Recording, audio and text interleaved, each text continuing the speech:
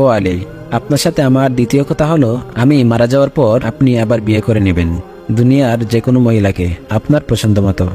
আমি আপনাকে অনুমতি দিলাম। আর আমার বাচ্চা দুটিকে সপ্তাহে একদিন অন্তত আপনার কোলে নিয়ে ঘুমাবেন। আমার তৃতীয় কথা হলো, হযরত হাসান হোসেন রাদিয়াল্লাহু তাআলা আনহু যখন বড় হবে তখন তাদের দুই ভাইকে আল্লাহর রাস্তায় সুপর্দ করে দিবেন এবং আমাকে রাতের বেলায় দাফন করবেন। তখন হযরত আলী রাদিয়াল্লাহু তাআলা আনহু বললেন, তুমি নবীর মেয়ে, আমি সবখানে খবর দিয়ে তোমার দাফন করব, এতে সমস্যা কি? হযরত ফাতেমা রাদিয়াল্লাহু তাআলা আনহু বলেন, আমার কাফনের উপর দিয়ে সবাই অনুমান করবে নবীর মেয়ে কতটুকু লম্বা ছিল, কতটুকু স্বাস্থ্যবান ছিল, এতে আমার পর্দার ভঙ্গ হবে। মা ফাতেমার মৃত্যুর পর তার লাশের খাটিয়া বহন করার মানুষ মাত্র ছিল 3 জন, হযরত আলী রাদিয়াল্লাহু তাআলা আনহু এবং ছোট হাসান ও হুসাইন রাদিয়াল্লাহু তাআলা আনহু।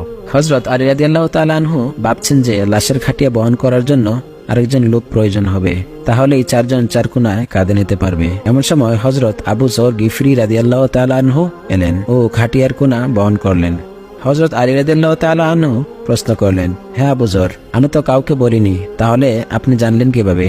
তখন হযরত আবু যর গিফরি রাদিয়াল্লাহু তাআলা আনহু বললেন, আমি আল্লাহর রাসূল সাল্লাল্লাহু আলাইহি সাল্লামকে স্বপ্নে দেখেছি। তিনি আমাকে বললেন, হে আবু যর, আমার ফাতিমার লাশ বহন করার জন্য লোকের অভাব, তুমি তাড়াতাড়ি চলে যাও। ও আলী, আমাকে তো হুজুর সাল্লাল্লাহু আলাইহি সাল্লাম আসতে বলেছেন, তাই আমি এসেছি, তোমরা তো আমাকে বলোনি। তারপর হযরত ফাতেমা রাদিয়াল্লাহু তাআলা আনহুকে যখন কবরে নামাচ্ছেন তখন হযরত আবু যর গিফরি রাদিয়াল্লাহু তাআলা আনহু কবরের কাছে গিয়ে কবরকে উদ্দেশ্য করে বললেন, হে কবর, তুই কি জানিস আজকে তোর মধ্যে কাকে রাখছি? উনি হচ্ছে জান্নাতের সকল মহিলাদের সর্দার। তখন হযরত ফাতেমা রাদিয়াল্লাহু তাআলা আনহুর কবর থেকে কোনো আওয়াজ আসলো না। তিনি আবার বললেন, উনি হাসান হুসাইনের আম্মাজান। এবারও কোনো আওয়াজ আসলো না। তারপর তিনি আবার পুনরায় বললেন, উনি হচ্ছেন হযরত আলী রাদিয়াল্লাহু তাআলা আনহুর স্ত্রী। তারপরেও খবর থেকে কোনো আওয়াজ আসলো না। তিনি আবারও বললেন, এটা দুজাহানের বাদশার মেয়ে, খবরদার বেয়াদবি করবি না। আল্লাহ তাআলা তখন কবরের জবান খুলে দিয়েছেন। কবর বলল, আমি অন্ধকার ঘর, আমি সাববিচ্ছুর ঘর, আমি এমন একটি ঘর যার মধ্যে কোনো বংশ পরিচয়ে কাজ হয় না। আমি দুজাহানের বাদশাহ মেয়েকে চিনি না। আমি হযরত আলী রাদিয়াল্লাহু তাআলা আনহুর স্ত্রীকে চিনি না। হাসান হোসেনের আম্মাজানকে চিনি না।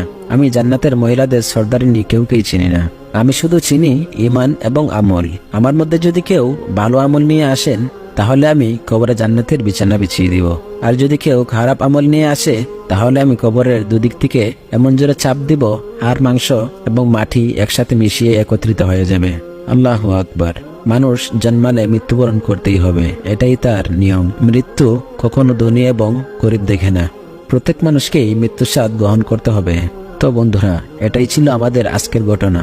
যদি ভালো লাগে তাহলে অবশ্যই লাইক করবেন এবং শেয়ার করে দিবেন। ধন্যবাদ।